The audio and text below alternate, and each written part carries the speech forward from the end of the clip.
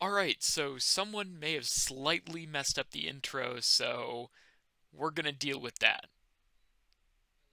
Welcome to This Week.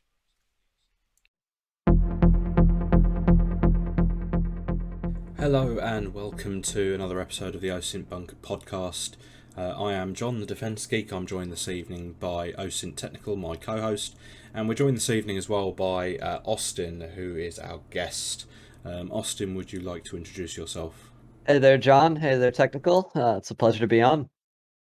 See, this is the part where we were supposed to have, like, the questions to ask Austin what he was about, what he was doing, so I'm just gonna record this in ADR and ask him, so, Austin, what do you do? Oh, by all means. So I went to school, got a degree in international relations. I'm based out of the DC area. In my past, I've done work for the European Union, specifically on areas like the Libyan ceasefire treaty, working for a group in the European Parliament there. In the past couple of years, I've been sort of ingratiated within the private intelligence sphere, mostly doing things like geopolitical forecasting, as well as sort of risk assessment and everything like that. So in the past couple of years, as you both can imagine, there's been quite a bit popping off in the world. So I've covered everything from the evacuation of Afghanistan to the disruption or implosion, so to speak, of the Sri Lankan government to, the war in Ukraine. So I'm a bit of a generalist and I'm do a bit of work on just about everything, but that's sort of me in a nutshell. Yeah, and that's brilliant. And I'm sure your interests in the sort of political side of things will come in handy, particularly tonight as we discuss the US midterm elections. Um, Before we carry on with the episode, I just want to have a quick sort of message to our listeners. As many of you will be aware, it has been a little while since we last released an episode. For those of you who've not seen the announcement I posted on the podcast's official Twitter account earlier in the week, basically we've sort of come across a little bit of an odd situation where at the moment, as you'll all be aware, we have three co-hosts, myself, Osinttechnical, and Kyle J. Glenn. We found ourselves in the unusual circumstance of both Osinttechnical and Kyle entering new jobs, and although I won't go into the detail, the short and long of it is the nature of their new jobs meant that they had to sort of get the green light from their new employers in order to be able to continue with the podcast. Now, I don't know if Osinttechnical's had the green light or if he has decided that he is just going to wing it and go ahead with it. He messaged me earlier this week and said, I think it was words to the effect of, "We're going to record an episode this weekend if it kills me." So here he is. Hopefully, Kyle will get the green light soon as well, and we'll be able to rejoin us on the podcast. And we will be looking to add a new host to the team in the next couple of months, either in time for the end of season 4 or at the very least for the start of season 5. We'll be announcing the details of that in due course, so do keep an eye open on the Osin Bunker Twitter account and on our own Twitter accounts as well, and we'll keep you updated in regards to that. But we do really appreciate all of you who listen in and for your patience in the last month or so as we've tried to obviously work around the situation. Understandably, the delay unfortunately couldn't be avoided. It was a case of a combination of me not wanting to be hosting an episode on my own, and also the fact that all three of us have been incredibly busy with our respective day jobs. So we're very grateful for your patience with us, and hopefully this is the start of normal service resuming. Yeah, and I hope the thing you quoted me on doesn't come true, but yeah, maybe I'll end up beeping it out to make it sound more mysterious. Um, yeah, no, I mean, yes, I've been pretty open about where I am now and what I'm doing. I mean, I'm basically just doing OSINT in a professional capacity, which is always fun. Um, but yeah, I expect to see, those weird issues pop up from time to time because of course that always happens. Um, Though granted, moving into the next few months, things are always interesting, right? Yeah, exactly. And hopefully And if over the Twitter would next. decide not to implode, that would also be really nice. So podcast listeners, I guess you're kind of going to have a second way of listening to us at all times. Um, but yeah, that's always an avenue to getting information from us. Indeed, indeed. And yeah, as you say, hopefully Twitter doesn't implode because I'm not entirely sure where all of the Osint community will run when it does. Um, Yeah, I put a thread together, but we're all kind of in a big mess. If Twitter doesn't decide to implode, I think a good amount of the OSINT data, the sort of OSINT repository of information, which is incredibly valuable, um, for tracking stuff down, finding things, locating things, that would kind of go poof. And let me tell you, that's kind of super important for us. Um, that allows us to do a lot of the work with it. We do a lot of the digging, a lot of the investigatory sort of aspect of what we do. And losing that is definitely a big impact to our ability to do that. So definitely, you know, it wouldn't be good. Speaking Oh, of. I'd yeah, I mean, I would absolutely agree. I would say that, Twitter over the past 5 years has become such a wealth of information, not just for sort of finding and verifying sources, but also just sort of, reading the tea leaves, so to speak, reading what people who are on the ground and, whatever crisis is being looked at are saying. And losing that would be a sort of a terminal issue, not just for sort of Twitter itself, but so many companies within sort of the OSINT sphere that sort of their bread and butter is threshing through that information and writing algorithms on how to analyze that. Yeah, and I do think other platforms don't have the same um, kind of. It's a combination of the user base and ease of or powerful search tools, that because things are so text based, people usually sort of add the right text based tags, and that allows easy sort of finding of the information that you want to find, which is powerful for algorithmic based research. But yeah, losing that'll definitely be a big impact. Also, anytime you lose a platform that a community is highly based upon, it splinters that community and impacts its ability to actually do work. I know when talking about the Chinese OSINT community, which it exists, um, and it's mostly WeChat based. And there are restrictions on what they do and kind of who they're aimed at, but they'll probably continue to exist, and that's always something to consider. Indeed, and speaking of things going poof, I think that quite handily brings us on to a topic that we probably should try and get in this episode, especially seeing as it's sort of been the last 3 weeks a fairly major story in international news, and that's North Korea and sort of the spate of missile tests that it carried out. Yeah, I mean, I'll play basically my comment on it, and also I'll play Rocket Man for its entire runtime.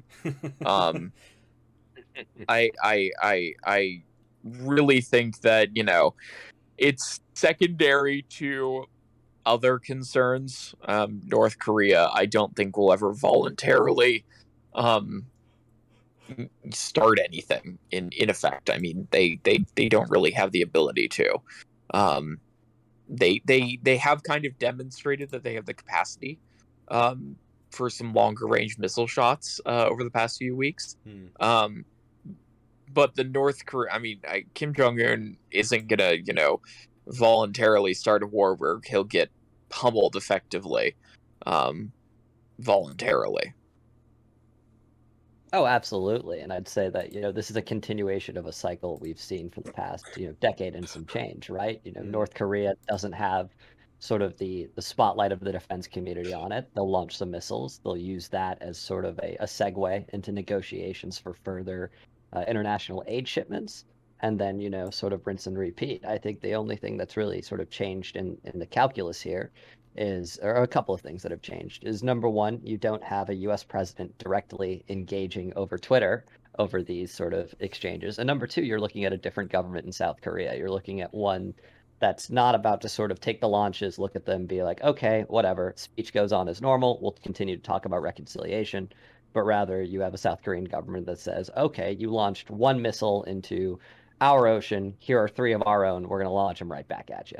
And so I think where I don't see that leading towards escalation. I think Technical's got the money on the ball right there. But it is sort of interesting to note sort of the nuances of how the dialogue has changed between the North and the South, for one, and for two, how those actions have changed as well. Yeah, though it is also a different government in the South right now as well. Right now, so that may have some to do with the current situation, and also, as you said, it may have to do with the North Korean government having a need for international aid, and surprisingly, starting from a position of hostility may work for them. It certainly has in the past. Absolutely, yeah. And am I right in saying that the seventh nuclear test that was expected to occur sort of around the time of the US midterm elections doesn't appear to have materialised? Not to my knowledge. Because I know that was Yeah, something they not were making a big entirely. fuss about, wasn't it?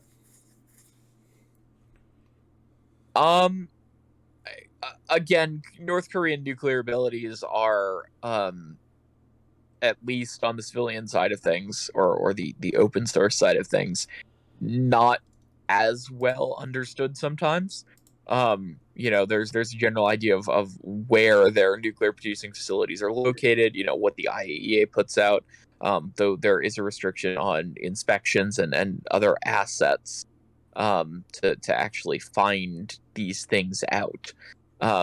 So a lot of what we know is based on educated guesses on what their capabilities are, on what they may potentially test. Um, but we actually haven't seen a test in a fairly long time now.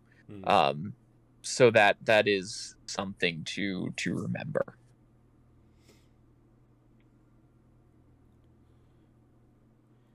Yeah, and obviously North Korea's sort of public statements seem to have dialed down a little bit recently as well.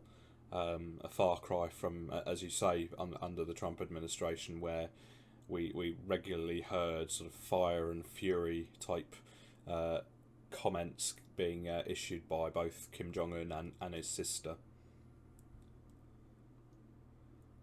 Yes, absolutely. Though it does seem like Kim Jong Un's sister at least had been taking the reins on international sort of positioning, though no one is really sure at this point, again, how that kind of shakes out internally. Yeah, the internal info streams are extremely, few and far between. And I recall about a year ago when there was all the talk about, when's the last time we've seen Kim Jong-un appear publicly, and there was all this talk about, his sister taking the reins, fully potentially.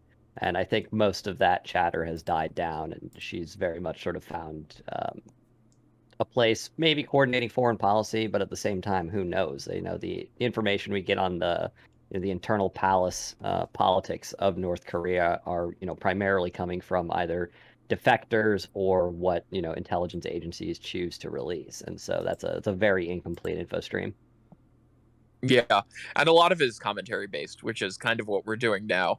There's that interpretation, um, and sort of seeing what there is at the end of the day. Absolutely. And I think it's fair to say that, unlike North Korea, we definitely have a far better sort of understanding of internal affairs in the United States, where obviously over the last week we've seen sort of the midterm elections, and I'm sat here as the only Brit on tonight, and I will be completely honest, I still don't fully understand the entire US election system. I don't think I ever will, if I'm honest, but in light of that, I will hand over to the two experts to sort of discuss really, obviously, what's happened, the lack of a Republican red wave, and what that potentially means for the next 2 years for the US. Oh, absolutely. Do you want to start us off, technical? I think I'll let you take the lead on this one. By all means. Okay, so yeah, the narrative going into these elections was, that of the red wave, and even sort of more left-leaning liberal sources within the U.S. were predicting that this was going to happen. I mean, this is a pretty well-established trend in American politics that whenever a first-term president enters the midterms, typically they see sort of blowback from the other party. The opposition tends to take some seats. Sometimes they take both chambers of Congress. Sometimes they take one, so on and so forth. There are some exceptions to this rule based upon, overarching events having like sort of terminal impact on these elections. I think a really good example would be 9/11, looking at sort of the 2002 midterms, I believe. But what we've seen so far with these elections is a very much a failure for that red wave to materialize. I think, the predictions going into this was that the Republicans were going to take the House, not even getting into some of these nail biter races within the first day, maybe the first 2 days. Like the first 48 hours, most sources were saying, yeah, the Republicans will have the House. And right now, we're looking at a House that's still likely to be Republican dominated, or have a Republican majority. But at the same time, we're seeing many races that were thought to be safe becoming far closer than they were. And as a result, the Democrats still do have a pathway to holding on to the House. Likewise, moving over, to the Senate, there's a ton of close races going into this in Pennsylvania, in Wisconsin, Georgia, Nevada, Arizona. There were some races that from the get-go, I think the pollsters got right as being close, even if some of them didn't get the end result correct. I think I described to some of my coworkers that Nevada was a coin toss, and I flipped a coin and it landed on heads, and so we went with the Republican there. But as we've seen, they have called the race, and the Democrats ahead by 0.7%. So, I mean, if that isn't close, I don't know what is. But I think my overarching takeaway from this has been we've seen Democrats that have a larger sort of appeal to both the suburbs as well as rural counties perform better than more establishment Democrats that have focused on cities almost alone in past elections. And I think that a great example of that is in Pennsylvania, where you have John Fetterman outperforming President Biden in a presidential election year in a ton of rural counties across the state. And I think that adoption of this strategy has borne a ton of fruit for Democrats looking to hold on to control of the Senate. Absolutely, that is something that I think we'll see into the future. I think you summed up things as best as we can kind of summarize them to an international audience. Entirely fair. And what does it mean in terms of US foreign policy and particularly sort of the US defense sphere for the next 2 years at the very least? So that was actually a bit of a worry of mine going into this, with sort of the idea of the red wave of what would a fully Republican Congress look like, because over the past, I'd say, 8 years, we've seen, well, I mean, over the past 2 decades, we've seen polarization get worse in the US. In the past 8 years, we've seen efforts from an opposition party to sort of sabotage the foreign policy of an incumbent president. Um, I think a really good example of that would be sort of the various treaties that were put in place in Afghanistan before the Trump administration left, and really gave, the Biden administration a bad hack at it. I don't think there were many good options in Afghanistan, and I think, that's an entire different conversation for another day. But I think that's an example of what was sort of feared with, various talks of, cutting aid for Ukraine, or sort of things that were sort of thinly veiled as sort of auditory, sorry, in nature. I think the worry was that if there was a Republican Congress, and if they felt they could get more votes off of that in the 2024 election, they would sort of sabotage President Biden's foreign policy objectives for that win domestically. I feel like that's less of a worry now. I think we're looking at a Dem majority Senate for one, which will probably support the president's plans foreign policy wise. And I think there are plenty of members of the House of Representatives, as well as in the Senate too, from both parties that have been very consistent on their support of Ukraine. Some notable examples from the opposition in the Senate is going to be Marco Rubio. Um, in the House, there's a litany of various congressmen and women who have been, steadfast on their support for Ukraine and everything like that. I think that fear was kind of showcased within the government itself, with sort of the proposition of a $50 billion aid package before this new Congress would take power in the coming January. But at the same time, I think those fears have mostly been assuaged. And I think we'll continue to see sort of regular aid packages going towards Ukraine, just not necessarily in the sort of do or die 50 billion right now amount. Yeah, I mean, I think the aid package that was already, the bipartisan aid package that was already passed has sort of established a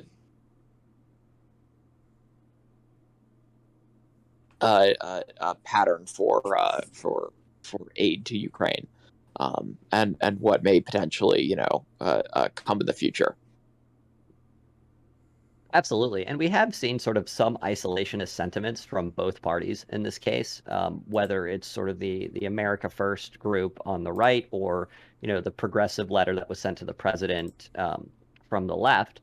That is there, but I think the amount of impact that they actually have has been very much sort of overhyped. And I mean, that's understandable, right? Fear tends to drive numbers. Um, but we've seen that same sort of progressive caucus walk back that letter to the president and say, mostly by part of efforts of Congressman Jamie Raskin being like, well, you know what?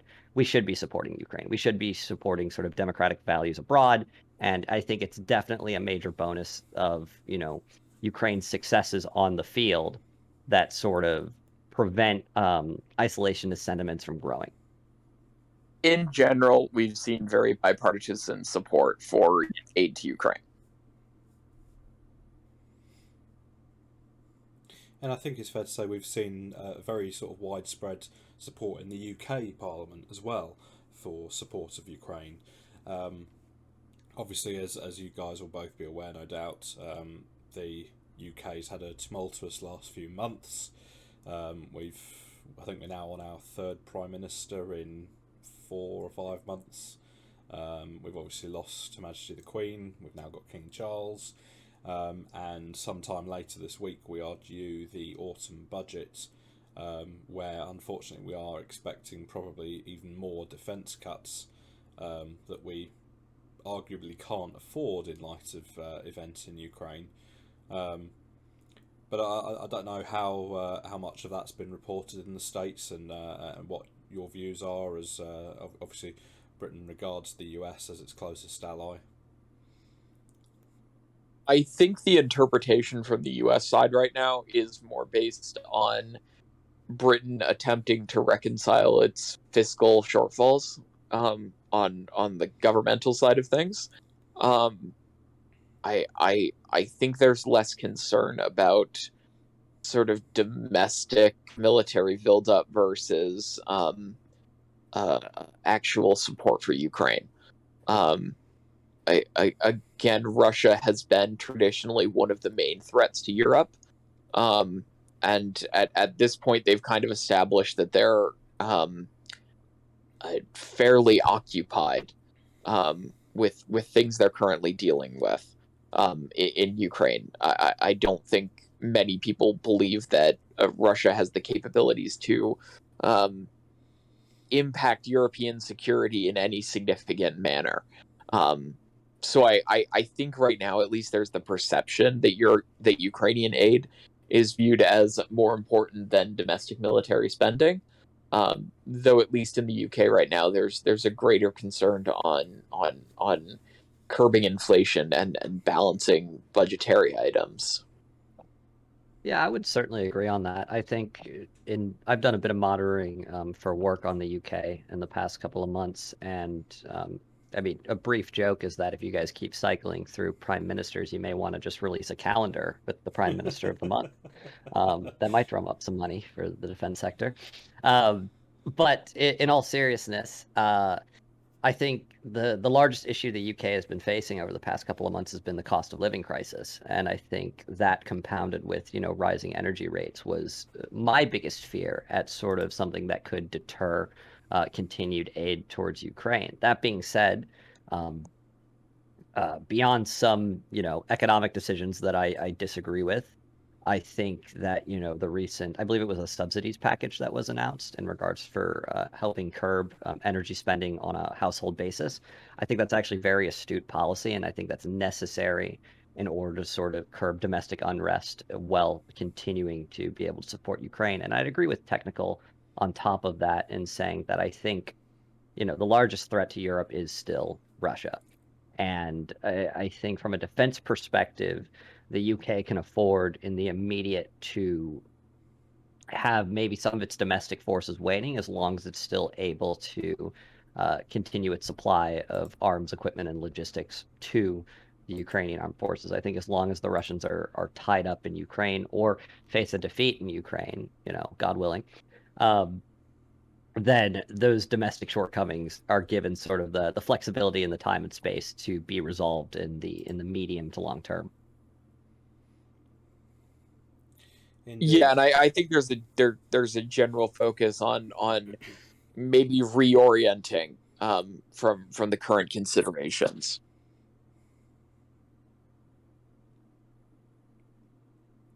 Yeah, and as you quite rightly say, Russia is obviously still the biggest threat to Europe, and that's been very very clear since well before February. I think it's fair to say.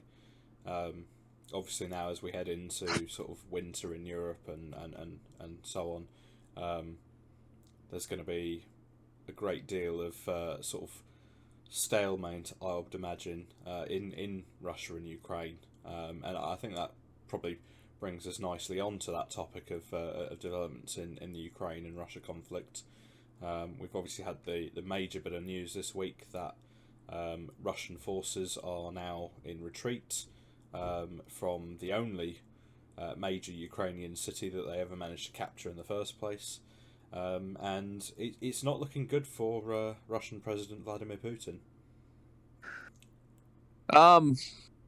Well, I mean, there's a lot of things to be said about Putin, but I still do not believe he is directly under threat at this point. He kind of has his own internal protection that he's built over the past 15 years now that makes it kind of hard to remove him. I think that as long as Russia is able to retain some territory in Ukraine, it's not viewed as a complete loss, though. Obviously, losing the city of Kherson and the surrounding areas and all territory west of the Dnieper, and territory in Kharkiv Oblast as well, is very damaging to the Russian perception of their quote special military operation that's devolved into a full-blown war with conscription and domestic losses in Russia. Though I think one of the understated discussions at this point is how much the Russian gas export restrictions have backfired on actually creating a bad environment in Europe. If we look at gas storage, it's got to a point where Europe, or I defer to Oliver Alexander for his wonderful tracking map of gas storage, but Germany has actually nearly filled up their available gas storage facilities. I think they're sitting at 99.67% capacity. And this is going into the end of November or middle end of November at this point. So we've basically had these events where European countries have ramped down heavy industrial production, saving gas, while also taking steps to buy from alternate sources. And then, of course, having an abnormally warm winter or late fall has also contributed to saving a lot of that potential gas usage that we would have seen already. So at this point, we're starting to see most European countries, even on maximum worst case scenarios through the winter, being able to hold a fairly sizable gas reserve and not have to resort to rationing or any significant cuts in energy production, which for Russia is kind of a disaster because that's been their main propaganda move is, Europe's going to freeze without us. Everything's, going to wither there and they're all going to, be terrible and it's going to be awful. And, look at us with all of our gas and we can basically waste it. We have so much and it's so cheap. So that's definitely gonna impact a lot of domestic Russian sentiment on how much they can affect Europe. And it's been interesting watching, like, sort of as time has gone on, how Russian information efforts have changed, sort of like even coming to somewhat acknowledge that. I think we all remember, 4 months ago when you would have Russian propagandists living within the EU taking videos of themselves, leaving their stove running and being like, oh, enjoy it while you can, everything like that. And I don't think the fear of Europe not being able to adapt quick enough was unfounded, especially looking at previous sort of shocks to the EU in particular and how they've dealt with that. But I would very much agree with technical here. We've seen gas storage beat metrics and goals by a period of months in some cases. I think this winter is going to be pretty medial for the Europeans. I think storage efforts have gone very well.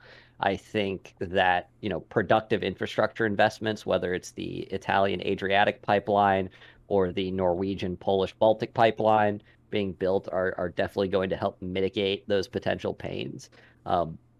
My worry is that, looking down the road, if we're talking about this a year from now, is that, a lot of money has been put into infrastructure and a lot of money has been put into emergency buying, primarily from Gulf partners or Algeria, Morocco, places like that. My issue would be, if we're talking about the same issue 12 months from now, will they be able to repeat this seemingly sort of miracle that they put together in regards to stocking up these storage facilities so quickly? And then my additional worry looking forward, and this is a bit more on the I'd say less potential for happening, but still something that should be acknowledged. We, in the wake of the Nord Stream pipelines being sabotaged, do we think Russia, in a bout of sort of desperation, would seek to sort of sabotage either kinetically or via cyber capabilities some of these storage facilities or some of these terminals to sort of attempt to um, raise the pressure on the various European nations? Yeah, absolutely, and I think that it definitely has impacted the general Russian populace's ability to view this as a win no matter what's happening on the ground. In that, they're making Europe suffer, and they are making this objectively better move, because Europe is being, curtailed in what they're able to do. And I think as we move deeper and deeper into winter, as Europe doesn't face these cuts, and there's more of this publicity on the fact that Europe is able to meet its gas obligations, or its usage obligations, we'll definitely see the Russian populace get a bit more concerned with how good their move was, or how prescient their move was. So I think we'll see that definitely come into play. But again, I do think Europe will have to take longer term steps, and it looks like they are, in order to source their natural gas from other sources. Um, uh, uh, be whether that be the U.S., the Middle East, the Caucasus, or other locations, exploring potentially new sources, maybe, in Africa, but importing that is definitely going to be a question. And Austin, you mentioned that there's obviously been a shift in the way that the Russian propaganda machine has sort of been working, and I think there was a tweet that popped up a few days ago which made me chuckle, and I think which shows quite distinctly how far it's changed. In that a Russian newspaper reportedly had an article titled "Successes at the Front Lines Allow Moving the Front Line Back,"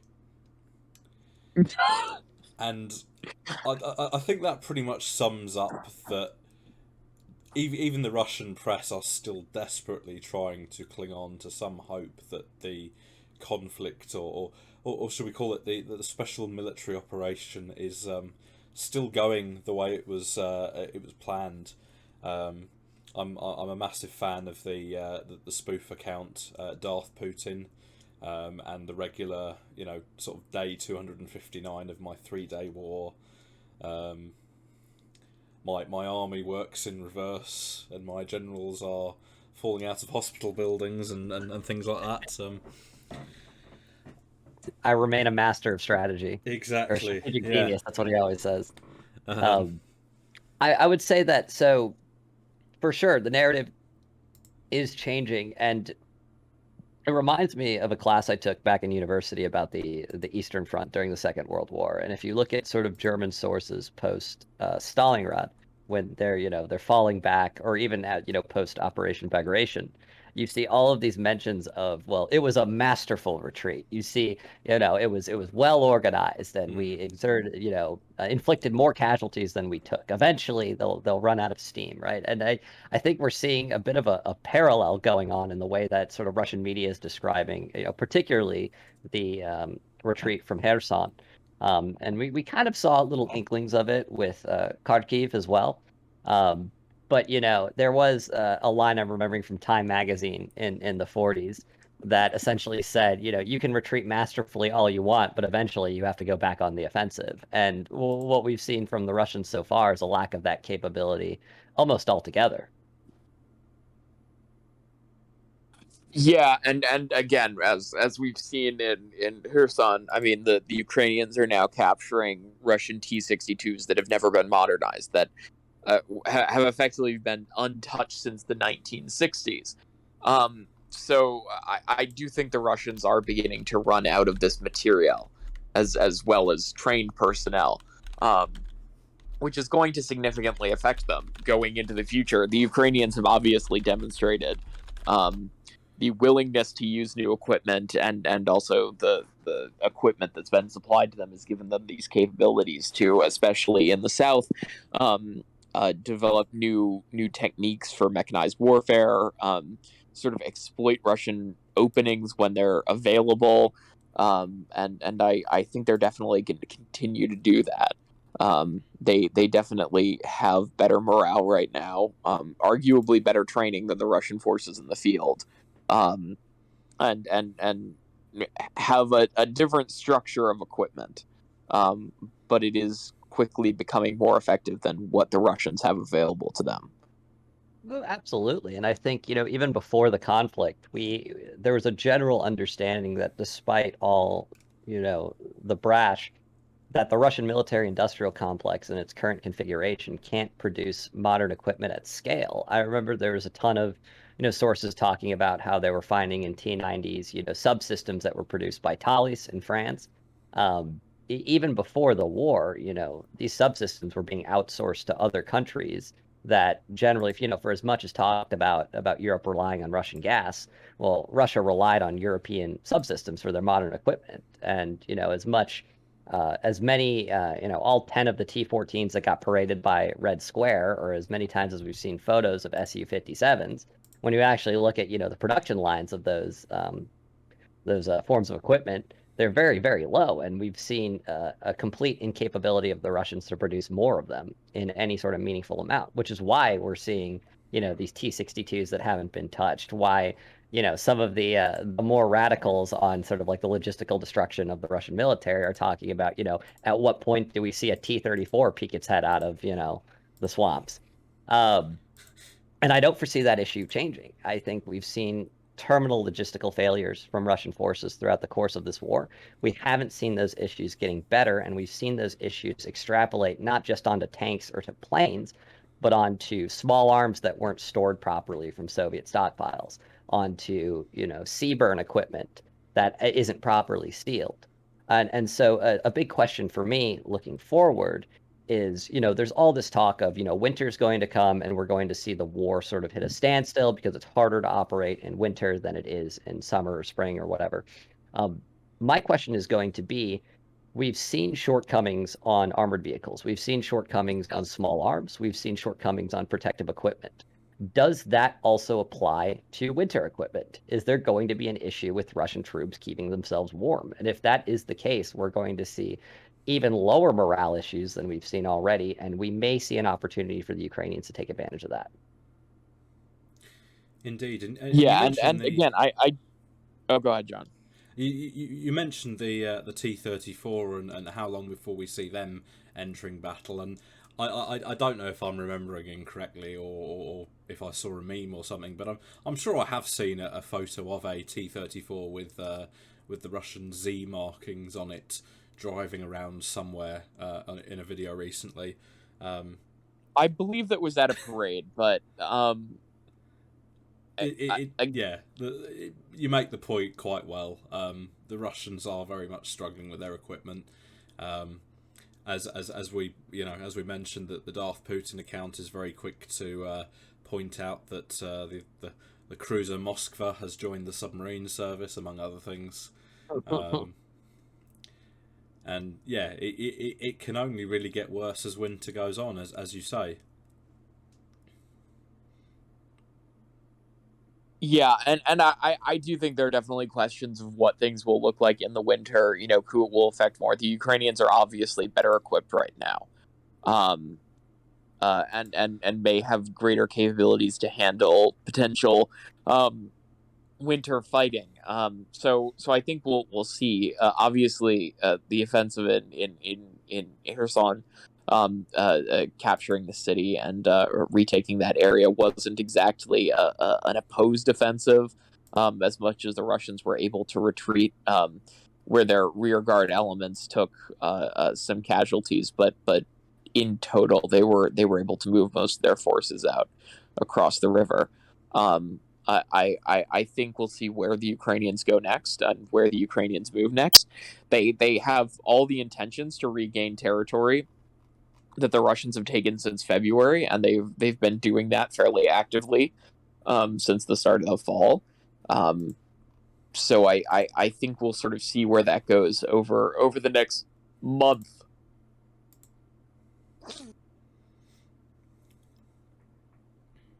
Oh, there's another thing I want to touch on that we touched on a bit previously, and that was sort of Putin building the security apparatus around him over the last 15 years. And I would agree with technical there.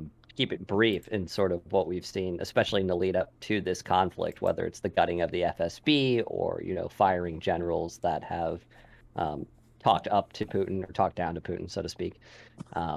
I think the security apparatus around him is still quite secure. However, I could see that calculus shifting should we see even larger sort of Ukrainian victories occur down the road. Yeah, and we'll see how that affects domestic Russian politics. Though I do have personal beliefs that Putin is infallible to the end. Though I again we'll see what happens there.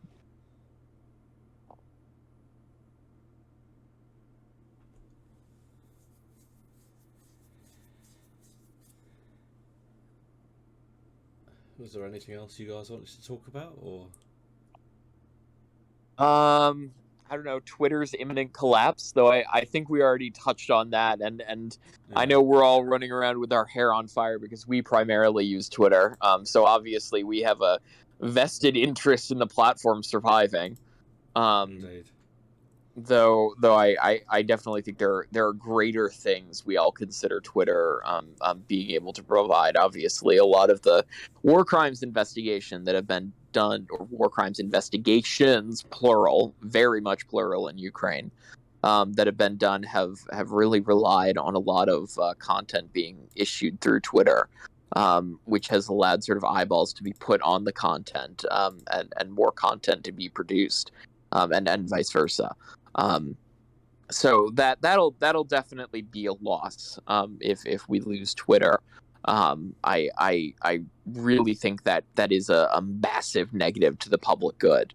And other places too. Again, the Rohingya genocide, other groups that have been profoundly affected. There have been deep investigations conducted, through these platforms.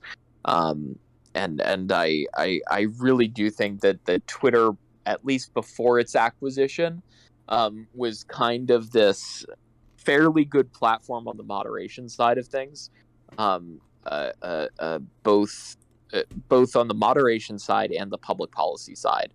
One of Twitter's greatest assets was that it was always pushing for free speech rights of its users, the rights to sorry, can't speak today. Anonymity for its users. I know Twitter was very frequently submitting Supreme Court amicus briefs and even being co plaintiffs on a couple of cases that had to do with right to privacy. So I think that definitely is something that is a loss. Obviously, the Twitter departments that were responsible for those areas are no longer with the company. So that definitely is a loss, I think, for everyone in general. I would agree. I would say that, despite its faults, and I think Twitter always was an imperfect system, I have a hard time thinking of another platform that so easily allowed somebody in a crisis area to sort of broadcast what they were seeing. Whether we're talking about the Arab Spring, whether we're talking about narco terror violence in Mexico, whether we're talking about um, the Syrian civil war. I mean, time and time again, and nowadays with Ukraine, with Myanmar, with Sri Lanka, with Iran, you know, we are still seeing that, despite all the memes and despite all of the nonsense that normally occurs on Twitter, at the same time, there is that avenue that has been used to do good.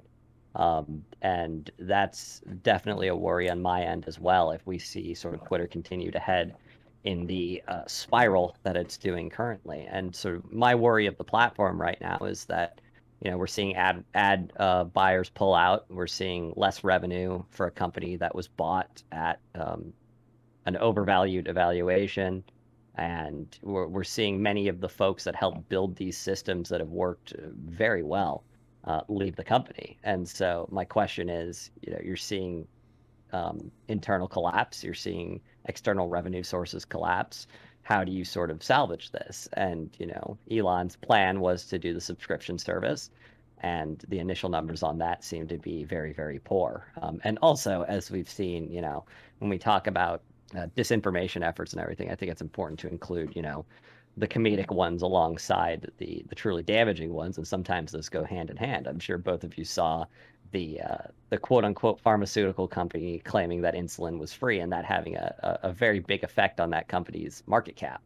Well, there are defense implications too. We also saw a fake tweet from Lockheed Martin that appeared to affect their market cap as well. So I do genuinely do think there are national security implications around this as well, that are very pertinent to what's going on at the moment. Absolutely. I mean, it's only a matter of time before we have a quote unquote verified world leader, declaring war on Twitter, and there being actual sort of uh, um, defense movements, military movements being conducted as a result of that fake tweet. Yeah, I definitely think their Twitter built the platform on trust, and eroding a lot of that is or not necessarily trust, but the implicit understanding that someone with a blue check was who they were claiming to be. Yeah.